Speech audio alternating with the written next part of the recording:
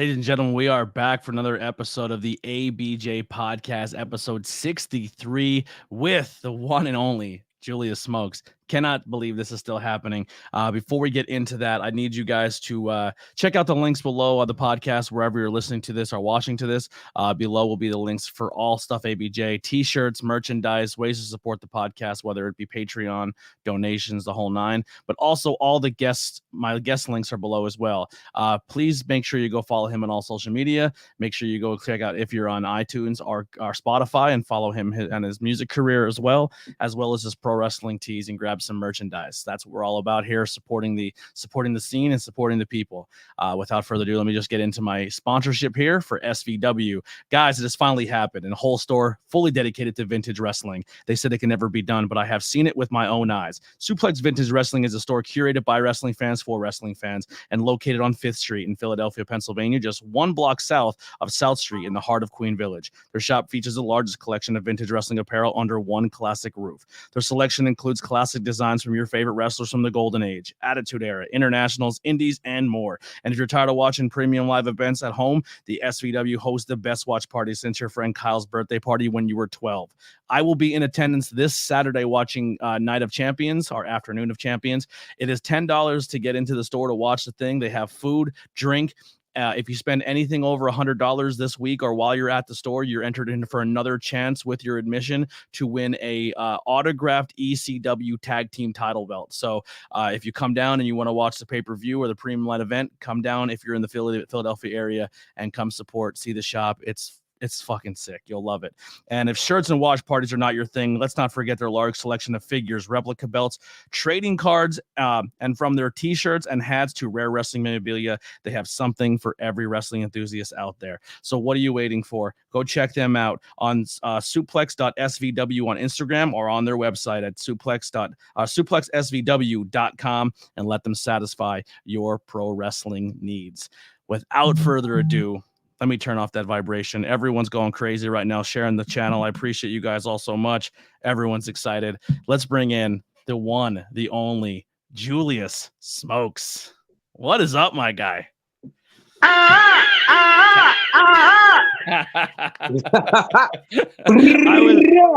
What's good, baby? You already know. That's exactly how I wanted this podcast to start. Yeah. Julius, I am so happy that you have done this and you have agreed to come do the podcast. We have worked now 3 times together, and I got to be honest, every single time I get to work with you, it is an absolute blast. You are a blast to be around. Same energy, bro. I love it. You see it. It is what it is, and I just go out there to make things happen, yo. Literally, I love it. So we first met at Camp Leapfrog for Killian Vision, and I just remember I've never met you. I was like excited, and they said you have one job today. You have to shoot one skit. It was the first time I ever shot a skit, but they said you're a fan of this movie, and we need you to make this happen. It's your vision. Do what you got to do, but you need to shoot a replica skit for Friday.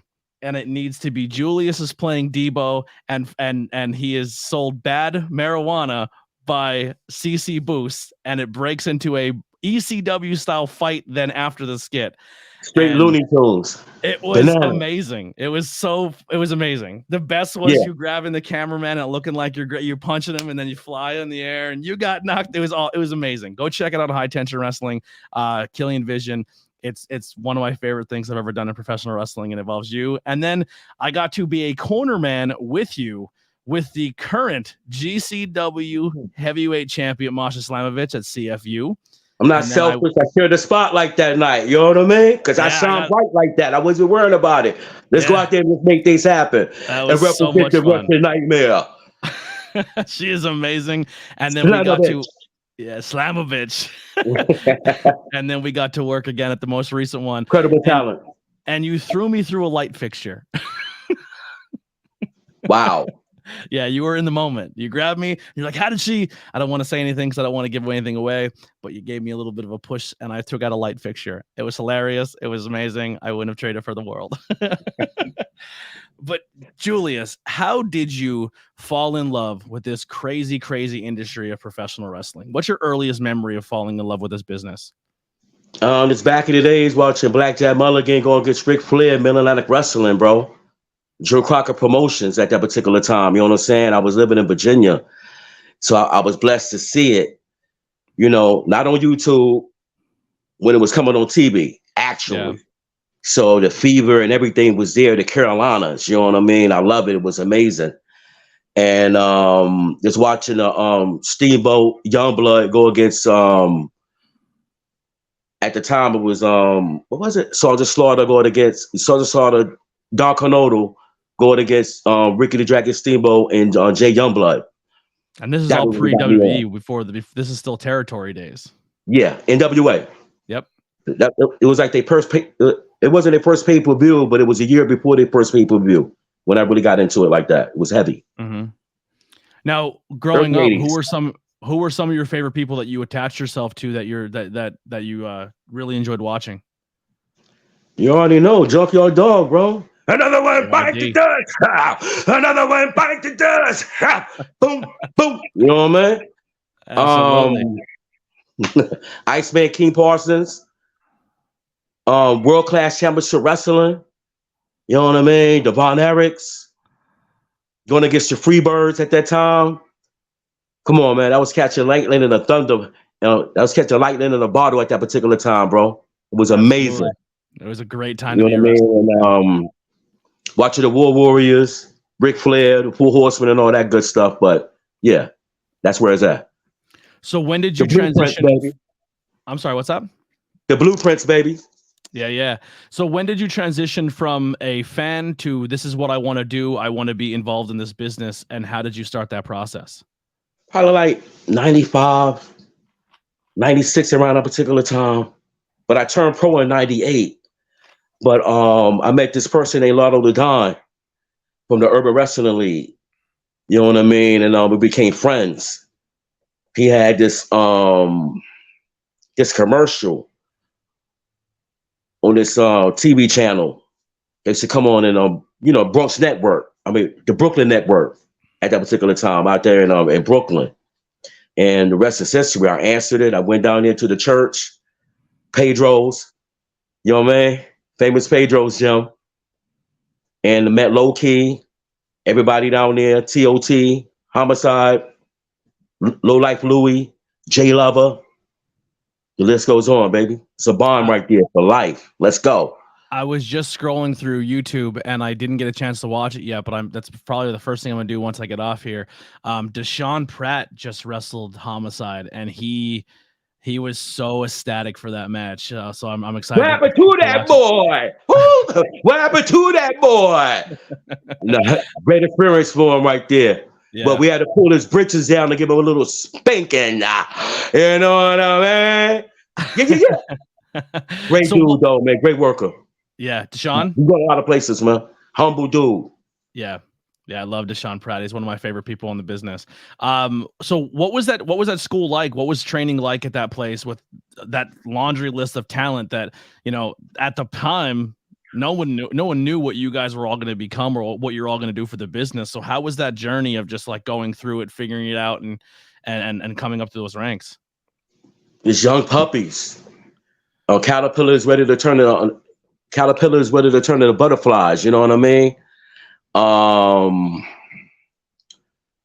It formed a bond. It was almost like a football team or basketball team coming together, just dreaming to do bigger and better things and practicing our craft and knowing that what we wanted to do with it in the future.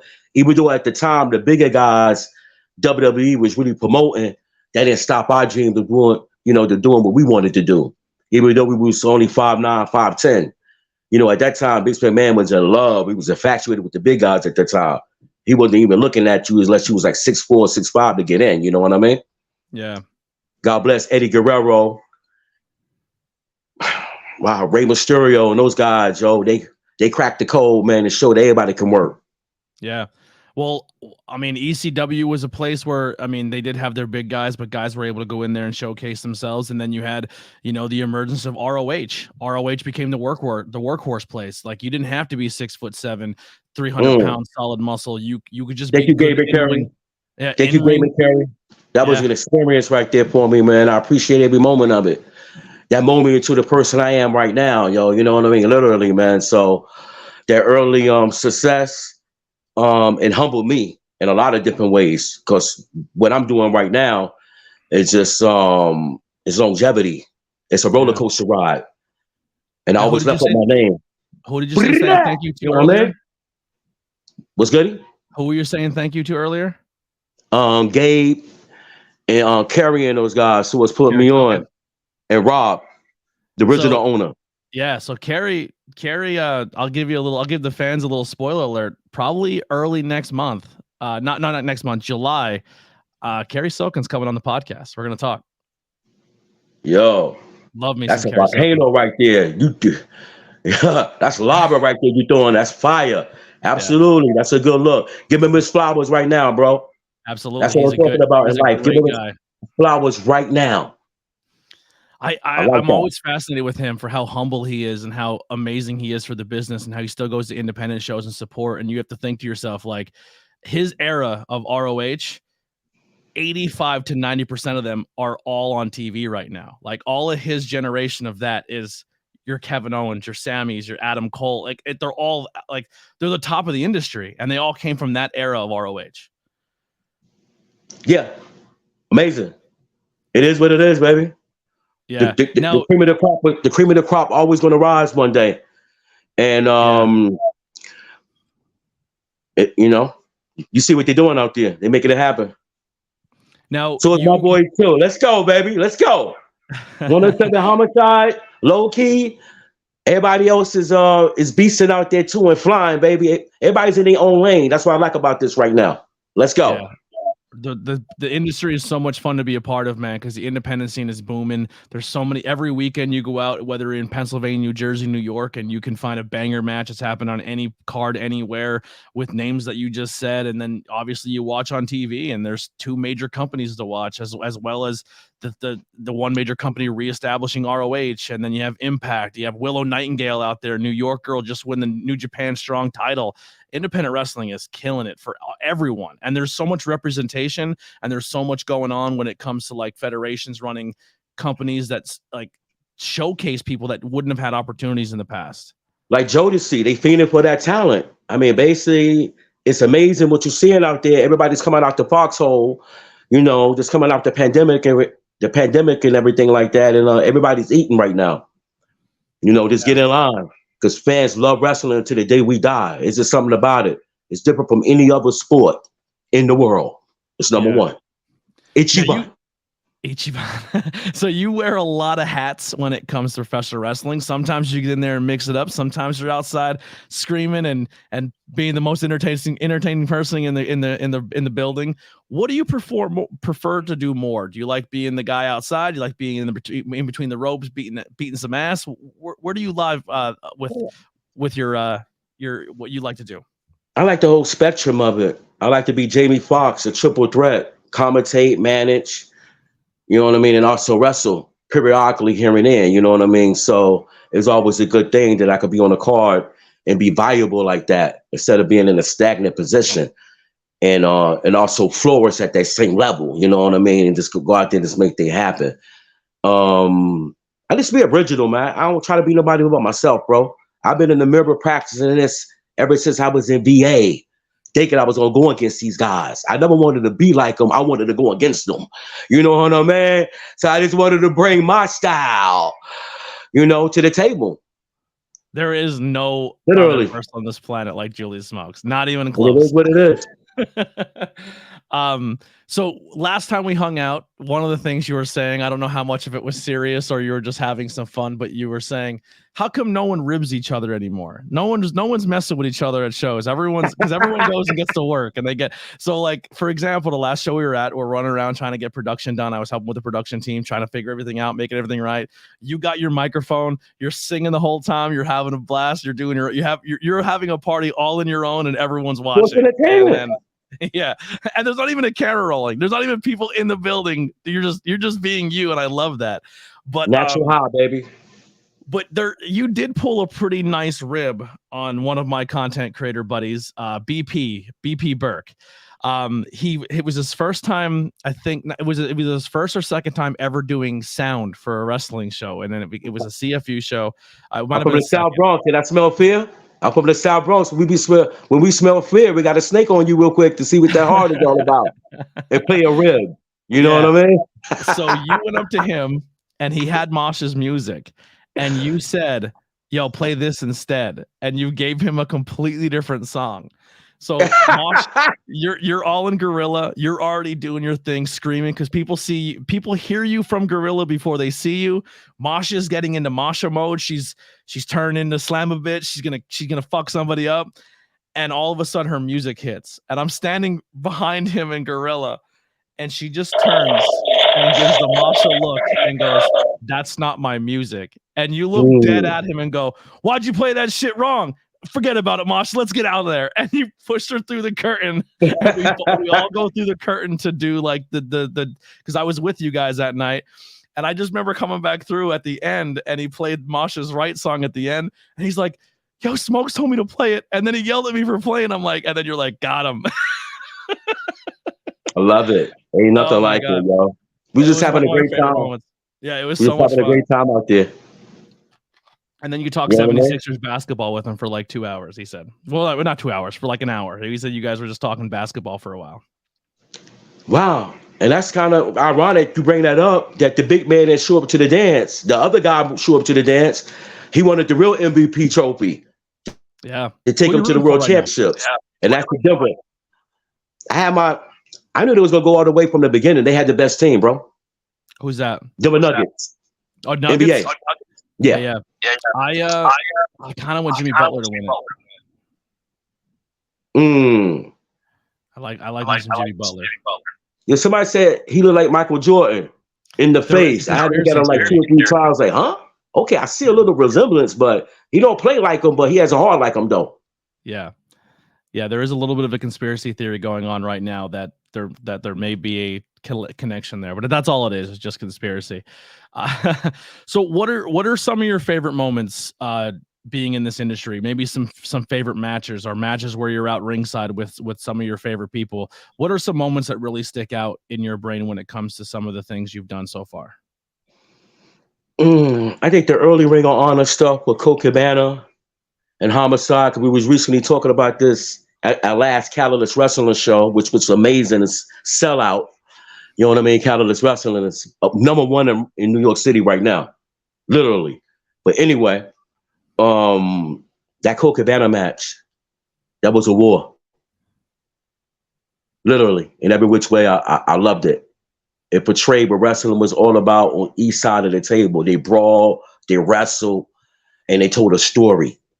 And they had a chance to do it for 6 months.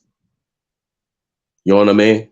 Mm-hmm. Then the climatic, everything came to a climax out in Chicago. And, people do get lucky. It was his hometown, you know what I mean? Home cooking, Colt Cabana. We want a rematch, Colt. We love you, baby. Pulling back the curtain a little bit on that, because I've never experienced a bigger name company of an ROH or an AEW or WWE, but the independent scene, I feel like sometimes in the independent scene, a good promoter and booker will have a vision, but they let the talent of the artist figure out how they're going to get that story across. So when you're saying you have, the Homicide and Colt Cabana and yourself telling the story for 6 months, how much of that is being told from you from the back, and how much of that is that them trusting you as talent and saying, go out there and figure this out and make this work? It's a combination of both. I mean, both companies, we was in the industry like for 5 to 10 years at the particular time. Gabe and them, they was fresh, they was new. So it was a collaboration. Gabe was the one, the straw that stirs the pot, and made everything happen with the storylines and everything. He trusted us, and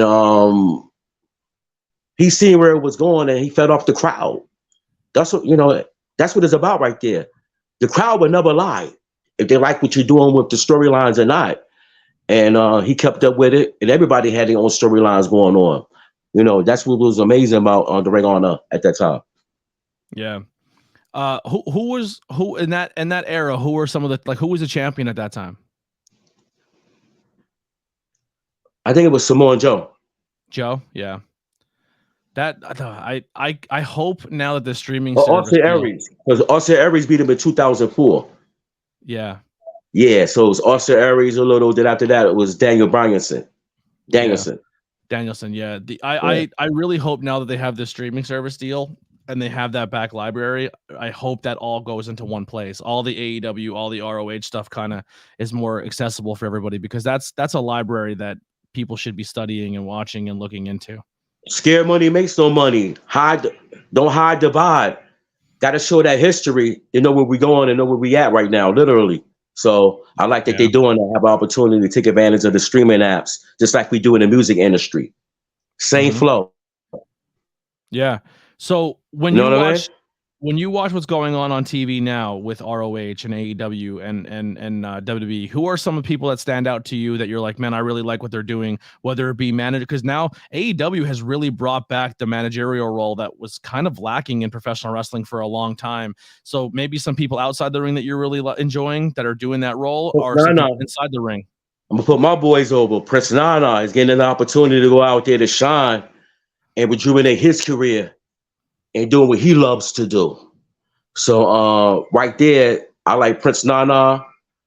The world champion. I like what he's doing because he came from MLW. What's his name?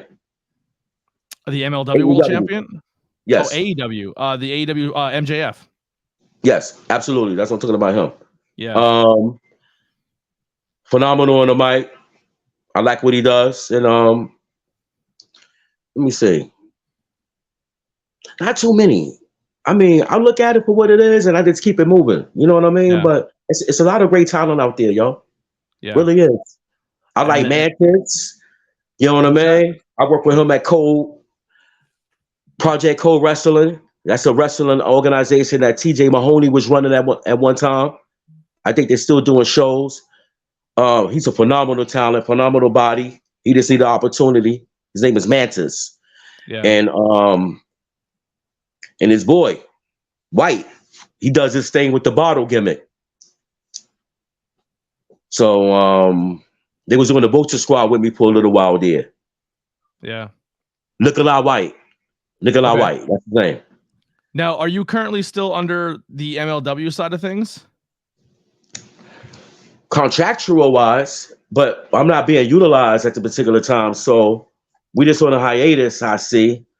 But it is what it is, yo. You know what I mean? I came there, we saw Came and Conquer. Kone gave us an opportunity to win the World Tag Team Championships, and that's what we did.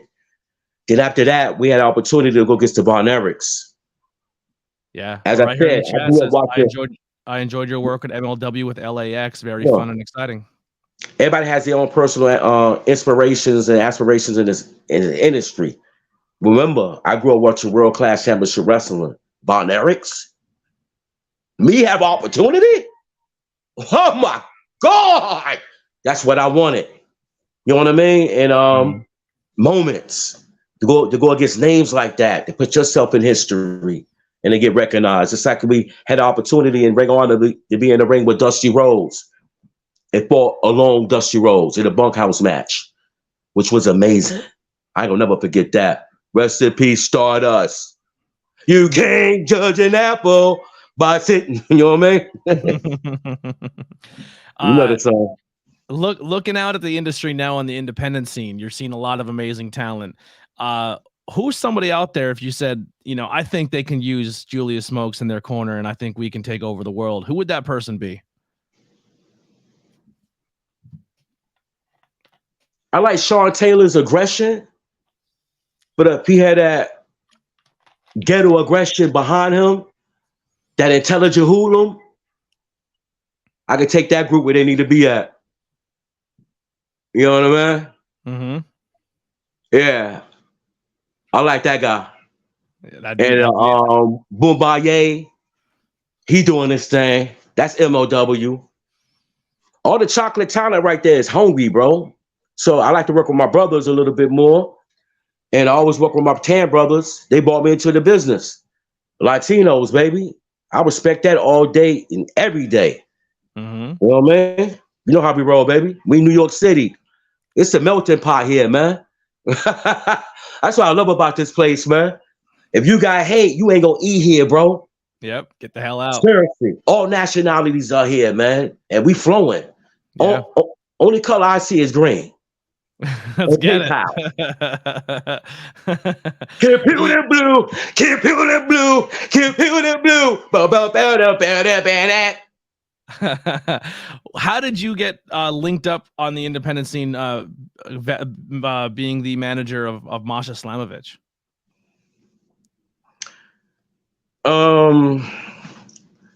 Wow.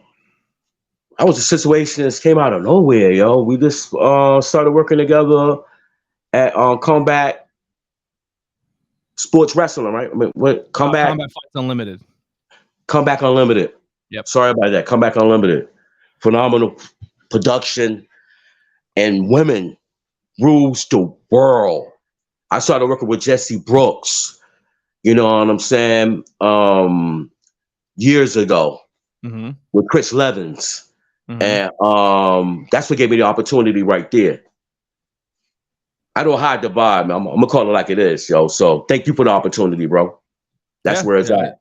He did the same thing for me as well. I was brought into Camp Leapfrog, and he put me out there and put me in a lot of positions to excel in this industry. Thank you. Yeah.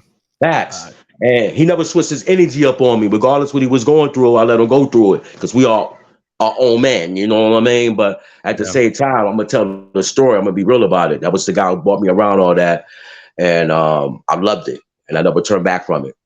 I love working with the ladies. The ladies have a different aggression, a different hunger.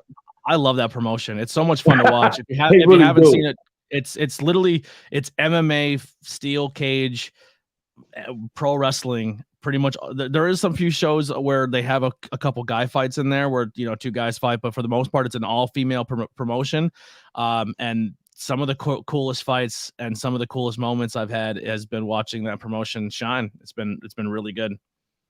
Mm-hmm. And then her aggression matched with my charisma, my ghettoism that I bring out. You know what I mean? Literally. It was like peanut butter and jelly, man. With the nuts. Yeah, it was. I have no idea. Once again, pulling back the curtain, Masha is literally a stone, because if I was in the ring and I was trying to be the baddest motherfucker on the planet, and I had you on the outside doing what you're doing, I would break. I would 100% break. Let's go. Yeah, my favorite moment in the last show. I hope the cameras caught it, but you're standing at the door of the cage, because so technically it's MMA. You stay in one corner, you stay in the other. You don't play by those rules. You walk around the whole thing. You take up whatever space you want when you're there.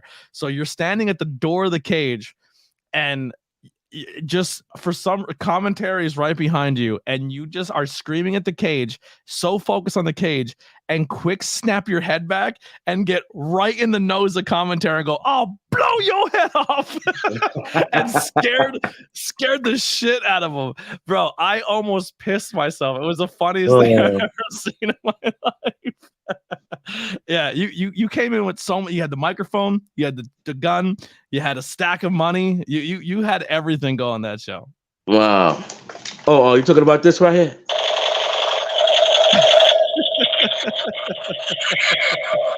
I bear to carry toy arms. Toys. Yeah, I grew up in VA, North Carolina, man. We play with toys like that all the time. Toys. Yeah, And have toy fun side. with it. So Wow, imagination. But I'm deliciously profane. I'm gonna mess with your anxiety for a quick minute and entertain that. Like Mike Tyson used to do when he used to come out there. He used to love to get scared by that guy, right? yeah, Everybody used to love Mike Tyson to scare him. That's why I used to go to the show. It was a certain intensity, anxiety he used to give you if you looked him dead in his eyes. You know what I mean? you And pass the test. definitely induce that anxiety because, especially in a day and age where we live in this industry, I where got that for saying a lot. you have The to be movie. careful what you say. You don't give a shit. You you will say whatever you want to say, and it just nobody cares. It's like, how do you tote that line of just like, I'm gonna take you right there, but I'm not gonna cross it? Because I'm saying exactly what you probably want me to say with no profanity. You know what I mean? With no profanity. To spit it in a whole different way and spit at it. You know, that's what it's about. This just being poetry emotion out there, not taking away from the match, added to the match, and being an extension to the crowd, to the wrestler in there. That's the way I would react of somebody I liked that I was going for in the crowd. You know what I mean? That had, and I got their back. Like Bo Diddley had Muhammad Ali's back in his corner. You know what I mean? When in your career did this character or this version of Julius Smokes finally come out? Because I feel like a lot of times some of the best people in this business is when they can really find themselves in their character and can turn it to 11. But when they first get in the industry, they get put into a character or they try something and they go through those steps of like, this is what I want to do, but it's not working for me. I'm going to try this. And they go through those evolutions and changes. Were you always this character from the jump, or when did you find yourself and you're like, F it, this is what I'm rolling with. This is how I'm going to get into this? I think I found that niche after I started managing and also wrestling. You know what I mean? I think I had that charisma and combination at the beginning. John Shane from the Shane game, which I joined, he was my first manager at the Doghouse. You know what I mean? But Papa Don and rest in peace, Ed. Rest in peace, baby. The Solution. Yeah. You know what I mean? I just seen Papa Don wrestle a couple months ago. He's very entertaining. Amazing guy. He should be on TV. Always been TV ready. But it's clicky out there. He's all about getting with the right click. But he knows how to work a crowd, man. Phenomenal. Doghouse. We used to work out in Brooklyn where they told us that we weren't going to be nothing, but we were selling out a dojo gym at that time. Come on, bro. It was crazy. They had line coming to the Doghouse that people couldn't get in. So they would open up the gate for people to watch from the outside in the neighborhood. It's sick. 1999, 2000, 2001, 2002. It's insane. Yeah, Remarkable. I love when those crowds when they don't sit on their hands and they just get into what's happening in the performance, and it's just special when they do that. Well, let's shift gears here for a minute. Pro wrestling aside, I mean, you're killing the game, most entertaining guy out there, but also you have another side of you with the music. So you also perform music. So what I think I'm going to do now is, while we talk about your music, I'm going to see how this sounds. You can play a little bit of music in the background while we're talking. So let's see how. I got this chocolate tie, it's Willy Wonka, you know. Take it down a little bit from here, and we'll have you play in the background. So, how did the music stuff come about, and when did you start this venue? On Ducati. It makes my eye bleed.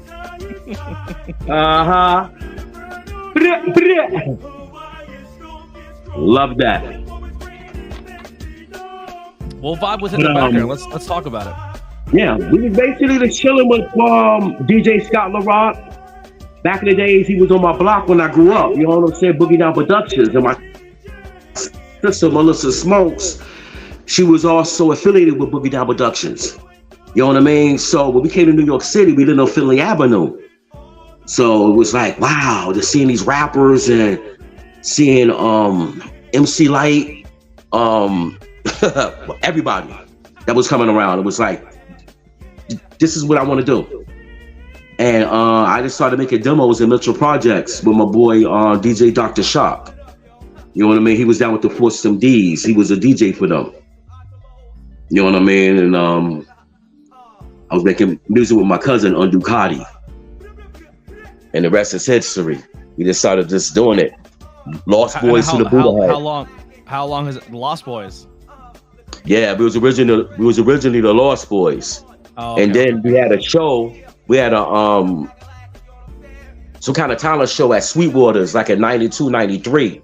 And we was told that it was another group, a gangster group. You know what I mean? Some kind of that was the Lost Boys.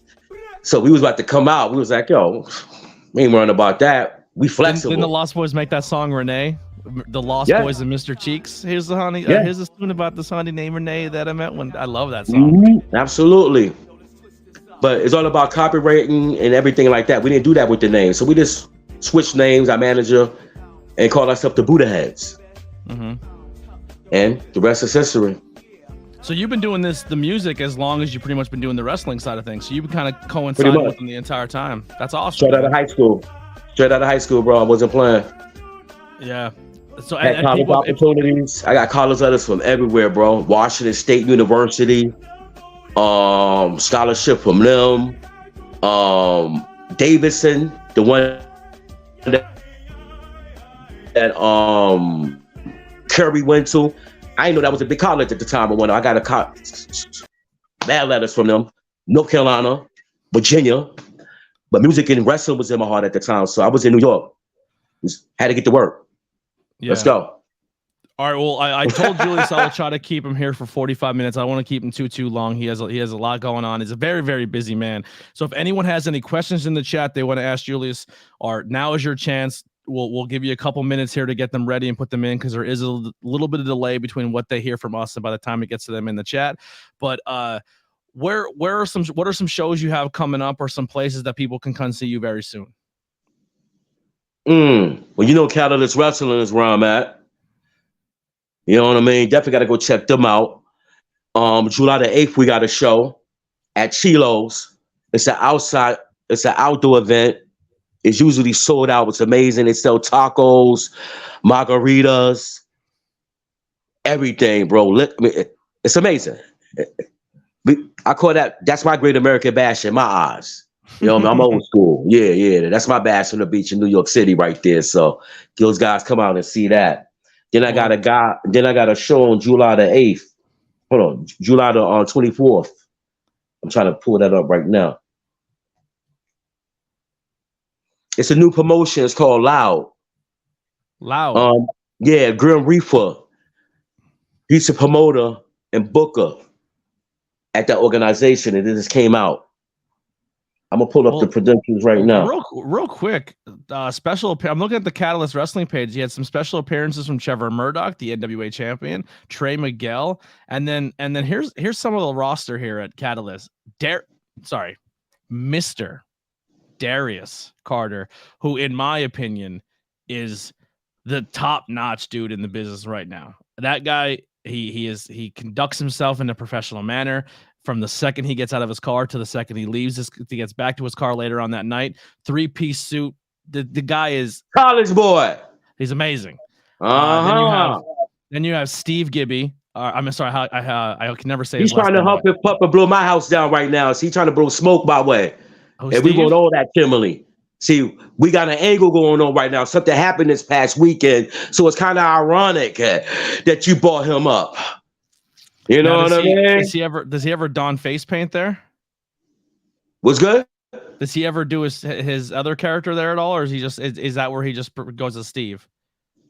He's an asshole, and the crowd loves that. Yeah, he has a great look. Colby Carino, Bobby Orlando, Homicide, Josh Woods, Masha Slamovich, Ghost Shadow, Wrecking Ball, Kaya McKenna. Man, I miss Kaya McKenna. I haven't seen her in forever. Pull back. Let's talk about Ghost Shadow. That's somebody I manage. Okay. You know what I mean? And a lot of different spots and whatnot. Project Co Wrestling was one of them. He was a Vulture Squad member. Mm-hmm. Only thing he needed is opportunity. he started a lot of trends when it came down to this wrestling with lucha and everything like that. His footwork is amazing. He's like Michael Jackson out there mixed with Prince with his footwork. You know what I mean? So anybody get the opportunity to go out there and see Ghost Shadow on a card, you pay your top buck to go see that guy, bro. He's amazing. Go ahead.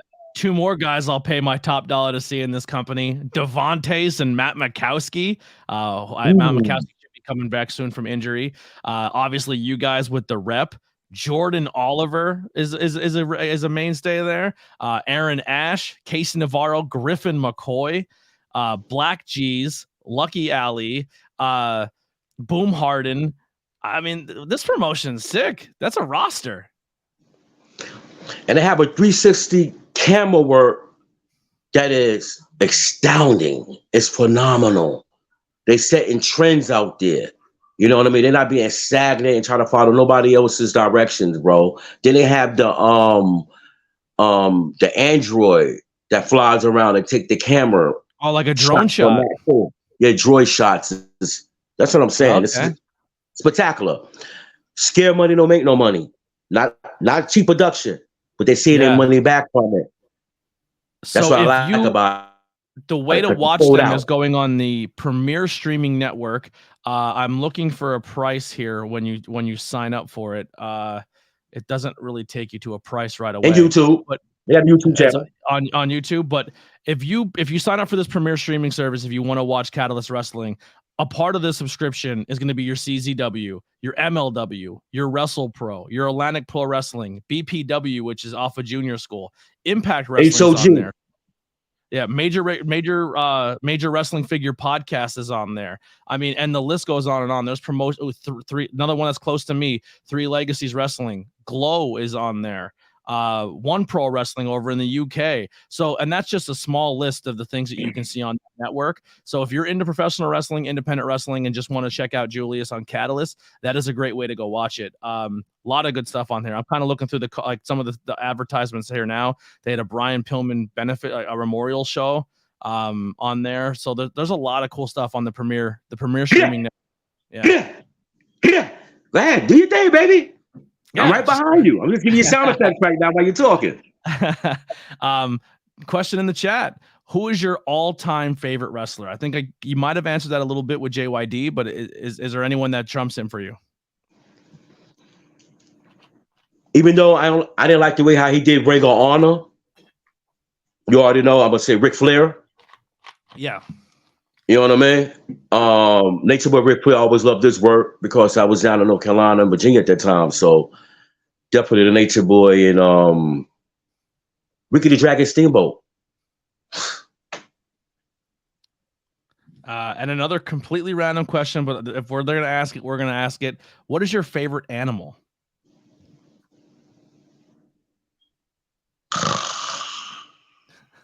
That's a tiger.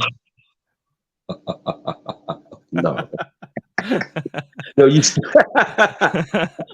that's why Salem Lock face right there. You're supposed to be scared. Salem Lock, the scary movie. Yeah. But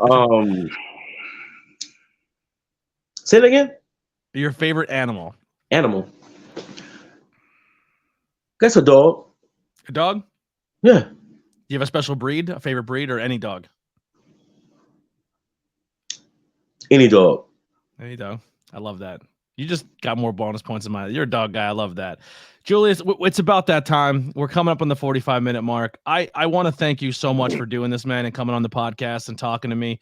I every time I'm working on a promotion and you're there, I get super excited to see you. You make my day every single time. Keep doing what you're doing, man. You are the most. I want you on TV weekly, but it is what it is, you know. But I'm glad that you have so much of an impact in the business, and some people who you are working with that are still doing great things, and then people who you work that are on TV now. So you have left a huge legacy in this business, and like I said, man, you're an absolute joy to be around. Deliciously profane, baby. I love it. But I love the money, money. Don't let money change you. The money dollar. Let's go, baby. Where can people find you on social media? Just Google Julius Smokes. I'm the only Julius Smokes in the world, so that's what you do. You Google that. Everything is authentic. Follow my music. I got a video out there, Can't Stop Me, with Undo Cardi. That's amazing on Vivo. That Julius Vivo Smokes. You got to get that. I'm on everywhere, yo. You know what I mean? Spotify, iTunes, Apple Music, iHeartRadio. Get that, yo. I'm there, yo, man. Yeah. Absolutely. And all those links are below for everything Julius Smokes, social media, as well as his YouTube channel, his website that you can buy And merchandise Loud from. East. It's called all Loud his East music. Wrestling. Yep. Loud East. Oh, Loud Wrestling. East. It's gonna be in the Bronx. You know Okay. what I mean? And Randall's Island on the 24th. Once I get my there. car, I get my car up and running, you're gonna see me up in those New York shows. I'm gonna come check out We're a taking catalog over the show. Bronx. It's gonna be on the promotion of the Bronx that's doing their thing. Everybody's eating, and we about to feast. Training animals for tomorrow, baby. Taft High School. They said I was gonna be here. We was gonna make it. I'm here, baby. Let's go. Control aggression. There's no better way to end it. Here's some music by Billy Trey. We'll see you next time.